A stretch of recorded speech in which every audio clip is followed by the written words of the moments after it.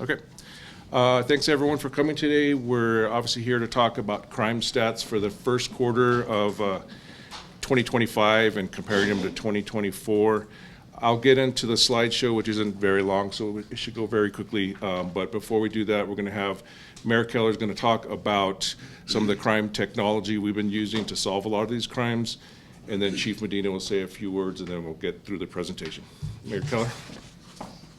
All right, well, we want to touch on a few things before we go into the numbers. And I think the first thing, which is most important, is we have never seen numbers like this in terms of crime numbers going down in the last 10 years. That is extraordinary. Now, I want to also heavily emphasize that we have a long way to go. But when you see numbers like this, it's also important that we understand that we believe we have really turned a corner and we have crime fighting going in the right direction. And I'm going to talk about why that is in a minute. I do want to mention that in what I just said, there's a COVID blip. So obviously, there's a span in there when crime went way down because of COVID. So now, when you see crime going down like this in every category, the first question everyone wants to know is, of course, why is that the case? And I want to take us back to about 2 years ago. The investments really started when I brought Chief on as chief, now about 3.5 years ago. But we decided to do two things to fight crime differently than we had been before. And it was rely on civilianization, which frees up officers to fight crime, and it was technology, which obviously enhances our crime fighting ability in a faster and more specific and accurate way. Now, these two efforts that we started the investments in about 3 years ago really came online around last year, about this time last year. It depends on what it was. But that's when the technology that we'd been working on was finally in place and able to be fully utilized. And similarly, that's also when a lot of our civilianization efforts also came to full fruition. And we were able to free up, I would estimate hundreds of officers' time through not having to do things technology was doing or civilians were doing, so we could actually fight crime. So I'm going to give you a specific example of this with respect to technology, but I also want to mention what we mean by civilianization. This means we've tripled the number of PSAs, so they're doing traffic accidents, they're directing traffic at crime scenes so that officers can be freed up to take 911 calls. This also means a lot of the work that was done for the consent decree in terms of internal affairs is now heavily civilianized instead of using sworn officers. And the biggest one, of course, is our community safety department that has taken 100,000 calls for service, the vast majority of which APD did not have to take because they took it. Again, freeing up thousands of officers worth of calls so that they can take violent 911 calls or do investigative work. So that's the civilianization piece. And again, this really came to full fruition about a year ago, 18 months to a year ago, and that's when we started to see crime stats starting to fall. Now, all of that is fully up and running and has been for the last 6 months, which is what we think is behind these stats. The second thing is technology. And I mentioned this the other day at the embassy, this actually started with visits to Chihuahua, Mexico, our sister city of all places, that turns out had an amazing crime-fighting technology platform. And so we did take a best-in-class internationally from them, but also around the country, and we invested, the average number depends on what you want to look at, but let's say roughly $50 million in crime-fighting technology. And that investment has now layered in gunshot detection technology, our NIBIN's gun tracking through ballistics. It also has layered in thousands of cameras and license plate readers and traffic ticket cameras all over our city. In general, this technology public safety crime fighting platform is now in about 20% of the city, and it's my goal to have it over 100% of the city. Now, here's how this plays out. So I want to give you a specific example which happened just this weekend. And I want to highlight two things, the technology that was used, but also the speed with which we were able to do police work because of that technology. And basically, there were teens downtown about 2:30 a.m., and they shot a man over a, quote, dirty look that they received. And he was shot 17 times from a fully automatic firearm. Now, this speaks to all sorts of issues around youth gun violence, around the prevalence of guns, all of these other things. But I want to focus on what our police department did after that, which is, first off, our real-time crime center captured the shootings on camera. We identified a Hyundai sedan. Then our crime center looked at the footage of the altercation that took place before the shooting. We found footage of an unrelated incident with people who were involved in the shooting. Then we used the video to track the vehicle on Central down to Rio Grande. And then one of our license plate readers read the license plate shortly after that shooting. We located that license plate reader, and then we located the vehicle at 7th and Copper, again through camera footage, and accurately identifying the vehicle through the license plate reader. And then we used the license plate ID to understand the owner of the car, which in this case was the mother of the suspect. And then we found an address, and we found info about her son that was obtained from licenses that had been read for other cases in February. This all happened, by the way, this is within minutes that this is happening. And so then our detectives checked the address and they spotted the suspect's car. We surveilled the area, we ID'd the suspect as he got into his car, and officers then conducted a high-risk traffic stop and took the suspect into custody. And the suspect confessed to driving the car while his friend shot the victim. This is the type of police work that we're now able to do. If you shoot someone in Albuquerque, we will arrest you and we will put you in jail. That is vastly different than it was 10 years ago.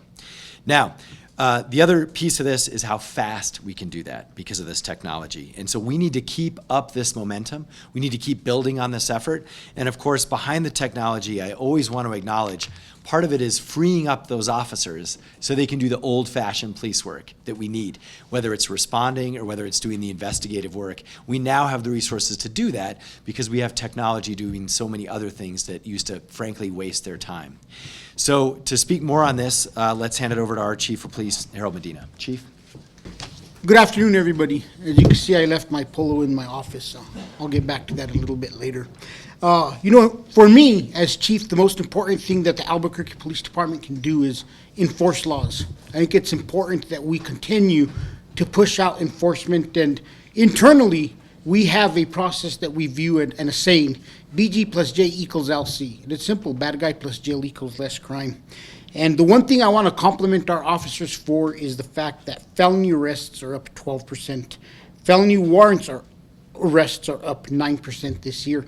This is following 2 previous years of double-digit increases in both areas. So we are arresting more and more individuals, and that increase, like I said, we're going on the 3rd year of increases. We target problem areas using data and accountability through Duke City Stat. Each week now, deputy chiefs sit and they ask commanders, what are you doing to reduce crime in your community, in your area command? We have sort of delegated our commanders as the chiefs of their area, and it is their responsibility to ensure that they're maintaining, putting resources into the areas that have crime problems.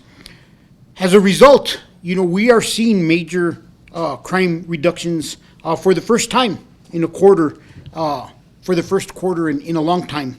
Aggravated assaults are down 18%. Shootings with injury are down 50%. And we have almost doubled the clearance rate on our shootings with injuries.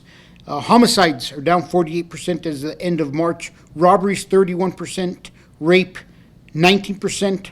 Burglary 24%. Destructive vandalism 28%. Larceny theft 21% down. And motor vehicle theft down 40%. As president of Major City Chiefs, we put out quarterly statistics on violent crime. We saw decreases in most of the big cities for the first 3 months, but the decreases in Albuquerque were more than other cities were seeing. Homicide nationally was down for the major cities 20%, rape 14%, robbery 20%, and ag assault 11%. As you could see, we were able to outpace a lot of other decreases across the country, and we hope that we could keep that up over the course of the summer months. But I really want to make sure that we give credit where credit's due. We have fabulous professional personnel who, like Mayor said, when we civilianized the department, have done an amazing job, whether it's going through electronic evidence, finding social media evidence, bringing it to our detectives, they have been extremely successful. The lab has a number of professional staff who have assisted us, whether it's NIBINs, processing evidence in a faster process, the Real-Time Crime Center. When I took over as chief, we really worked to fund professional staff and get the officers that were in there working overtime out. And they have taken over utilizing cameras to track people's shot spotter activations. So everything we're doing to ensure that we have officers out there with the badge, out there with the gun, making sure that they're able to enforce the laws is why we're seeing an increase in arrests. And I think it's imperative that we recognize our success is because of our people. Yesterday at a press conference in Santa Fe, I was asked, what is the police department doing? Did they lose control of the city? And you know what I had to respond to is the police department is the only thing that's kept control in the city. We see crime reductions because of the police department's work. And we're going to talk about some cases a little bit later. Deputy Chief Vega is going to talk about one particular case that came in yesterday where, once again, we had an individual who was deemed incompetent, who was out, was involved in a crime spree, and was a threat to the community. He himself ended up getting injured and arrested as a result. So we need to make sure that we remember that the police department is working very hard. The police department is producing statistics at a level not seen in a decade, and we need assistance. We need assistance with ensuring that we have everything funded so that we could get people to resources for substance abuse, which is one of the driving factors of crime. We get people to mental health resources, and that we ensure that repeat offenders who are a danger to the community stay in jail. So we'll continue to push for changes. But we are very satisfied and very happy with the hard work that our officers are putting in and day out. And we're going to pass this over to Gilbert, and we'll get through this. Thanks. So we're basically going to show graphically what the chief just mentioned with all the numbers, but I do want to say most of the statistics are through our NIBRS program that run through the FBI, based on incidents that are reported through our system. There are a couple of exceptions. Homicides, we do more real time, and those are based on investigations. So those numbers will be a little different. And then shootings with injury, we track real time and have meetings about both of those every week and keep up with them and the status of the investigations. Otherwise, everything else is based on NIBRS data. And we have both of them if you want to see both sets of data. So, and the other thing too, that this isn't NIBRS, this is basically on the enforcement side of things, and Chief talked about it a little bit, is the number of felony arrests. As you can see, has gone up 12% in this quarter compared to last year at this time. And that's on top of last year where felony arrests went up quite a bit, about 20% or? Felony arrests and warrants were, I think they were respectively up 19, and then the others for arrests and warrants, I think somewhere either 24 or 29. Yeah, so that's where the mayor was talking about kind of 18 months where things have really started to turn around. That includes proactive enforcement, and then this is the next one's the felony warrant arrests. So the previous slides are new arrests. These are based on felony warrants, also up 9%. And also we, obviously a couple of years ago, really pushed going after warrants and all the warrants that exist out there. And we got money from Santa Fe, from the governor to help with that, and we continue to really be proactive with that. And I really want to thank everybody at the state level, because it has made a huge difference for us to have the availability of overtime to enforce felony warrant operations. The first year when we started talking about this, we invested some city dollars, and thanks to the administration and the mayor, we were able to get some officers out there, and we started pushing on the warrants. And right around midway through the year, that funding came in from the state, and we were really able to build upon what we had already started doing, and we finished the year off with above a 20% increase in felony warrants being cleared. Last year we followed that up. This year they extended some of that funding into the beginning of the year that was still left, that we're trying to finish spending, and that is a result. So everybody at the state level who assisted us in getting that funding for warrants, I hope that you can see your actions and your investment into the Albuquerque Police Department in that area has helped us start to reduce some of this crime that we're seeing. So here's the actual crime numbers. So aggravated assault, that's a NIBRS category, and that's one that has been stubborn across the 10 years when the mayor talked about that. Even with COVID, up, and then afterward, it stayed steady and unfortunately too high. But with starting last year and continuing into this year, aggravated assaults have gone down pretty significantly. So this year, they're down 18% in the first 3 months. Shooting with injuries is another one that we just saw going up and up and up, and especially with ShotSpotter, we've captured other data that corresponds with that. So ShotSpotter data is down as well, but shootings with injuries have been cut in half for the first quarter this year. And the chief also mentioned another part of that with homicides. Our detectives are solving many more homicide cases, and we were kind of getting up and going with shootings with injuries and made that a focus this year. And I believe, how many percent do we have solved? Yeah. Right now we're at 47. So 47% compared to maybe like 20% previously. Homicides were up, I think, 80% right there for this year's homicides. And when Deputy Chief Vega talks about, we more than doubled the clearance rates in shooting with injuries, but we also made some fundamental changes. Shootings with injuries were never a crime that was investigated by Central Investigative Unit like violent crimes. We moved that unit into violent crimes so that they could correlate better with homicide, because we know a lot of today's shooters end up being tomorrow's homicide offenders, or today's homicide victims end up resulting in a shooting down the road that's retaliatory. So I think housing these units together was a big key in us being able to increase communication within the police department and increase that clearance rate. And another thing we noticed in the past too is with shootings with injuries compared to homicides, the clearance rates are a lot lower because a lot of victims don't cooperate with detectives. Is that fair to say? So I think with this unit, they're just really going and doing a lot more investigation to get these solved. These are the other couple categories on violent crimes. Robberies down. Robbery's been the consistent one where we were going down throughout the past 10 years. I think during COVID that started to go up, but that's going down again. So it's down significantly just from last year, 31%. Rape is a similar category. That is down 19%. And then on property crime, that is one where, since, I think if you look at back to 2014 going up to 2017, really skyrocketed, and it was at the highest level ever. And I want to say even motor vehicle theft was about 10,000 maybe stolen cars for the year back then, and we've steadily decreased that. There were some blips, but we're continuing to go down significantly. So if this shapes up for the rest of the year, it's going to put us in a really good place. Having said that, though, and with all of these crimes, it's still a high number of auto thefts, and we realize that there's victims in auto theft, there's victims in violent crime. So this shouldn't lessen that our concern for every victim that suffers one of these crimes. I'll be honest. 2024, the first quarter of auto theft was a higher number than we saw the rest of the year.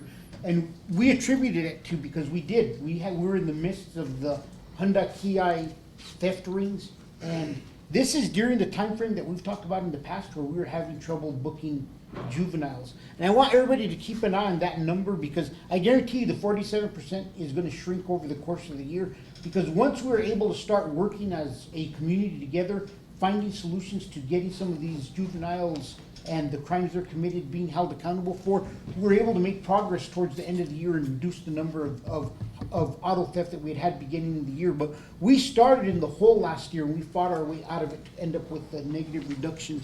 And like I said, the next few quarters, keep an eye, and you're going to be able to see how that 47, that gap is going to close.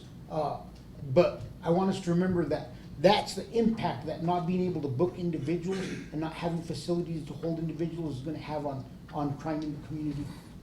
On the flip side, though, we have the technology is really playing an impact in auto theft. The license plate readers, the cameras, our air support, we just see it every day. They're doing a lot. They're reducing pursuits, keeping officers and the public safe, and we are arresting them regardless of whether they're staying in jail or not. Officers keep on arresting them. And this is the last slide, I believe. So just the chief mentioned this earlier. So through major city chiefs, they put out a violent crime survey every 3 months that shows these national numbers. So this is the major cities across America. How many do you represent? 78. 78? Between Canada and the U.S. Yeah. So So we see crime going down nationally, but you see in Albuquerque, it's almost double that in some cases. So we're seeing a much more pronounced reduction of crime here in Albuquerque, we think, for all the reasons we stated today. And I think that's the last one. Yeah. So with that, did you want to mention the other case, the? You know, we did have a case yesterday that kind of explains the struggles that we have with crime. Earlier, I stated that our officers are doing a fabulous job. They are out there. They are the thing that is working best in the fight against crime in the community.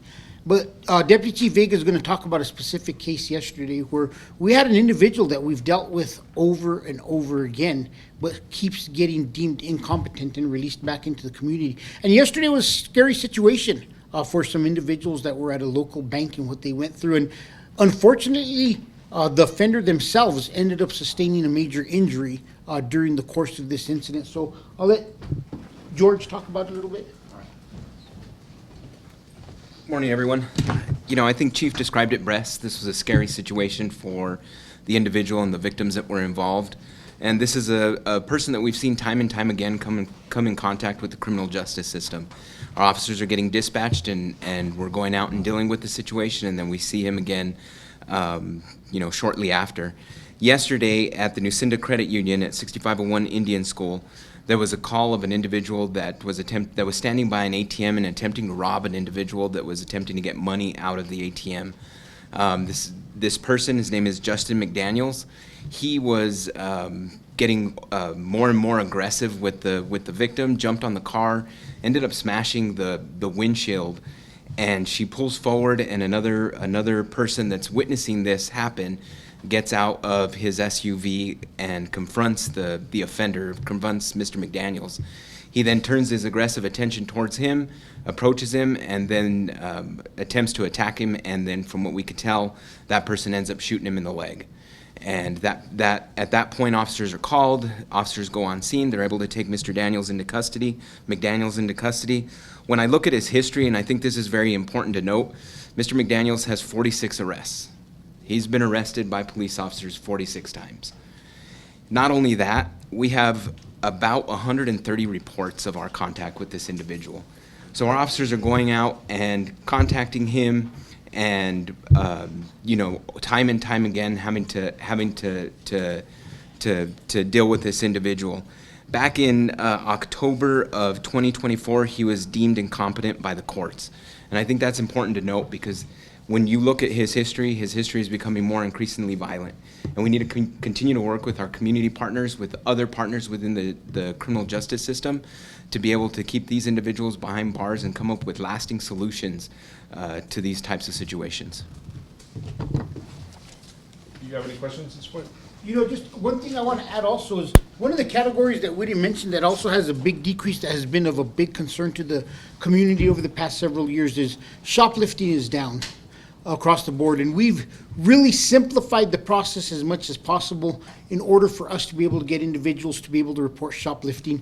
We now have an online system where businesses can upload shoplifting reports in bulk with video and everything. And I think it's important that we recognize, we talked about this in the fall, how combining cases and being able to build felony cases has led to some of this reduction and some of the individuals actually being detained and getting hefty sentences in the courts. So I think that a lot of changes have occurred that really are assisting us in a lot of areas, but I think we should really recognize the fact that shoplifting is down. It's impacted the community greatly in the past, and I think we could all see that there's a whole lot less chatter about the shoplifting as we saw in the past. Not to say there's always going to be single incidents and somebody will point out one single incident as that's prevalent all over the city, but it's the best we could do is just give the real data.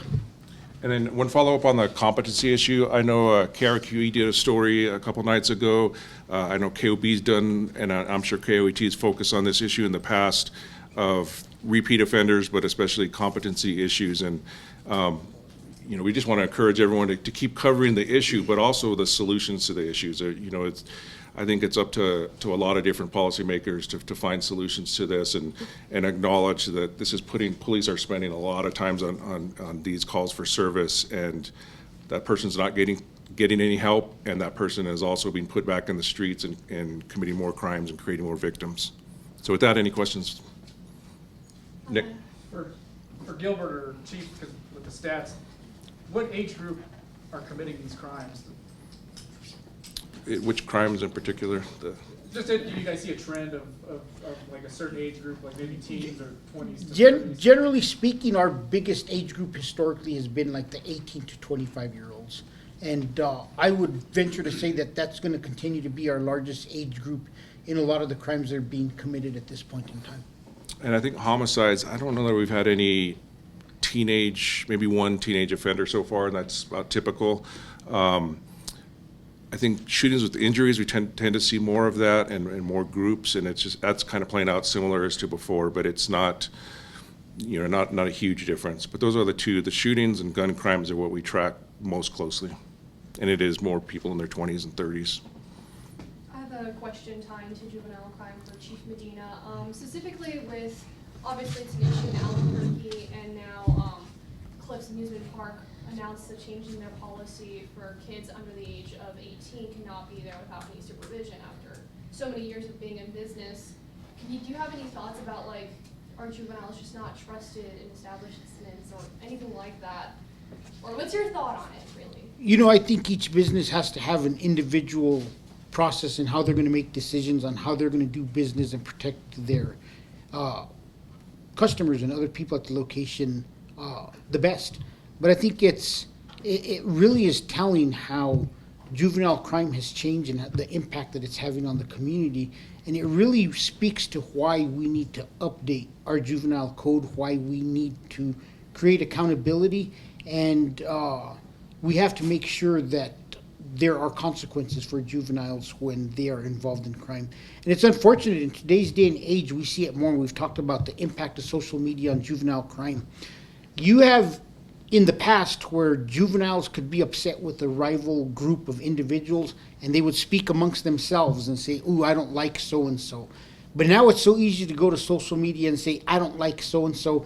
And now when they run into each other out in the community, all of a sudden it's like, I know we don't like each other because it's been posted all over social media. And it leads to these conflicts between groups of individuals. So I think we have to not just recognize that juvenile crime is on an increase. We have to recognize some of the reasons for it, and social media has a big reason to do why we see a lot more juvenile crime in the past. Do you encourage businesses maybe to practice that policy as well?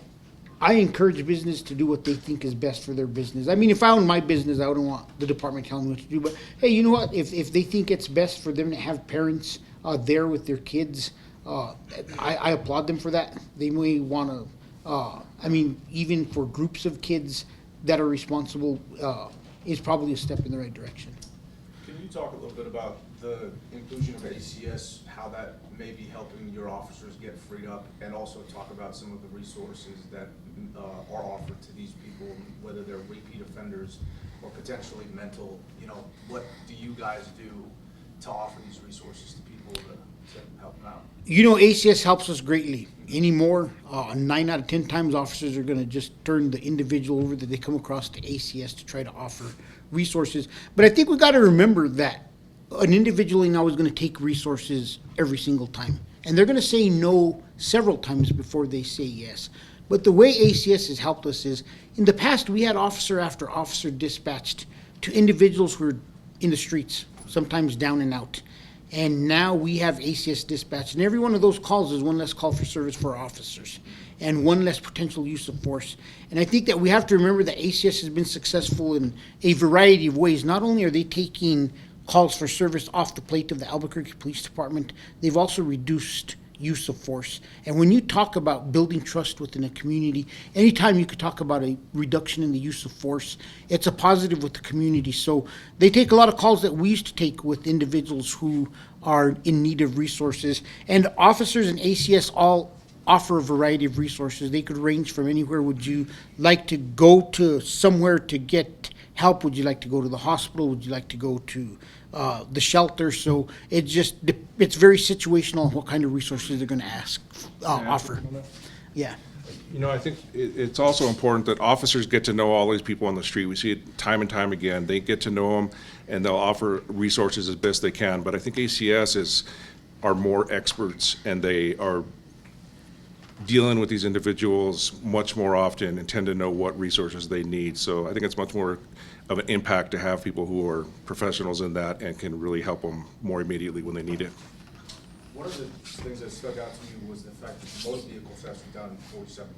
I mean, the huge decrease in numbers from the first quarter to now seems astonishing. Moving forward, what would you say is one of the bigger challenges to continue to improve on? Because I think I heard you mention that motor vehicle thefts were huge a while back, a few years back, and that was something that you guys had to dig yourself out of. We dug ourselves out of the hole when this administration came over. I was a deputy chief when and we came back to Albuquerque Police Department. We were number one in the nation. We had over 10,000 cars stolen. And I remember the very first meeting with the mayor and the administration was, we kind of carved out the department, and mayor said, Chief, I was the deputy chief of the field. He's like, Deputy Chief, I need you to really focus on crime. And our number one priority is auto theft. And if you look at where we've gone in auto theft from an average of 10,000 a year within Bernalillo County to we're on pace to have under 5,000, it's just a huge change in the trajectory of auto theft within the city. But there's a variety of reasons. Just yesterday, I got an update from Deputy Chief Barker from Duke City Stat, where we have up to 25 apprehensions a month using license plate readers for people in stolen cars. We built a shield unit that builds better cases. Raul Torres talked about it when this administration came in, how previously cases were a mess. He had 800 unprosecuted cases at the DA's office, and he took us in a room and it had all the cases with the lack of discovery. The administration was good. The mayor, the CAO at the time, they approved us to hire more people to put these cases together, and we increased our ability, and I think the LFC talked about it. We doubled our indictment rate after we built Shield Unit.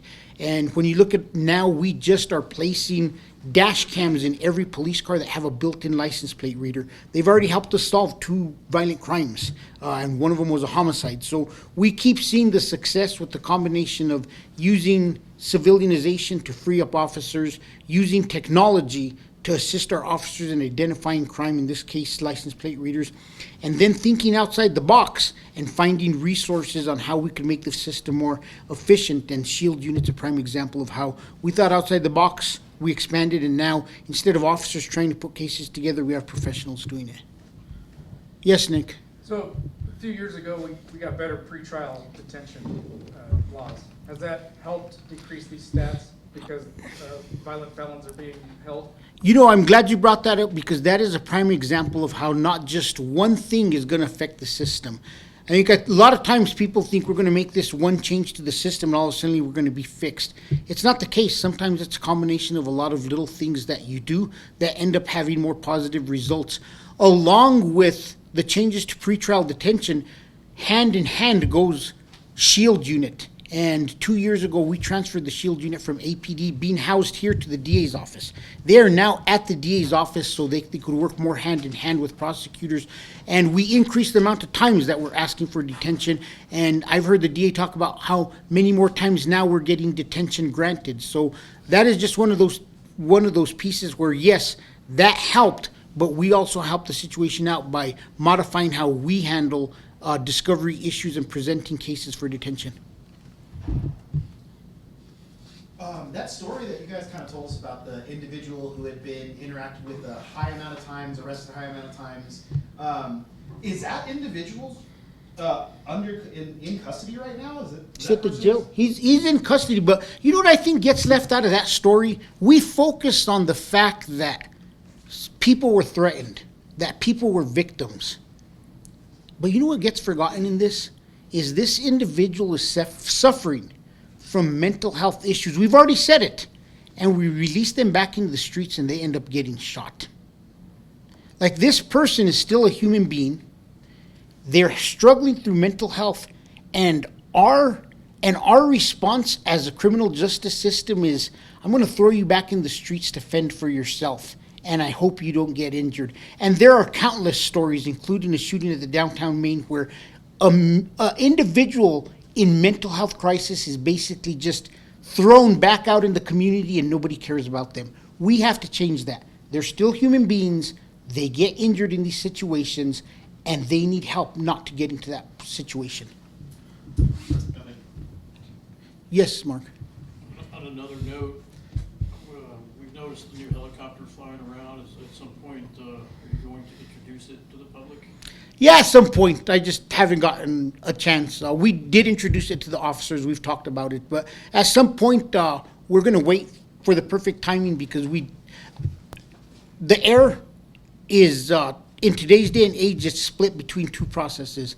I think a helicopter is a great tool. It is unmatched for being able to handle some situations, but we also have a big announcement that we've briefly talked about we're going to be making in the near future about drones. So I think a combined display of what exactly we're doing is probably what's going to occur in the near future. But you guys just stole the secret. With the decrease in all of these stats across the board, how do you see the National Guard also assisting in these efforts as the summer continues and when they are also deployed? Clearing officers to go back and take calls for service. The number one thing we started with, and I still believe, and I told you at the very beginning, the fundamental difference is we have a belief, BG plus J equals LC. Bad guy plus jail equals less crime. Every time we could free up officers to go be seen in the community is a visible deterrence, and every time we take an auto theft offender who steals 2 cars a week into custody and they remain in jail for a month, that's 8 less cars stolen. And we view it the same way, and some burglars break into 2 houses a day.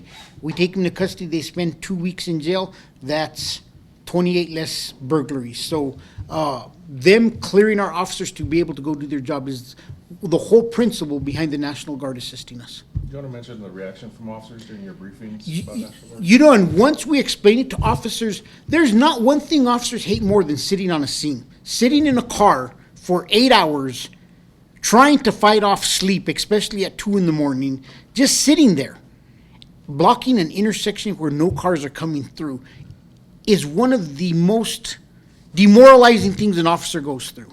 And our ability to get them and clear them from that has been met with nothing but positive reaction from our officers, knowing that we're trying to find ways that they could go back to work and not just sit there bored to death. Okay, thank you. All right, everybody. thanks. Appreciate it.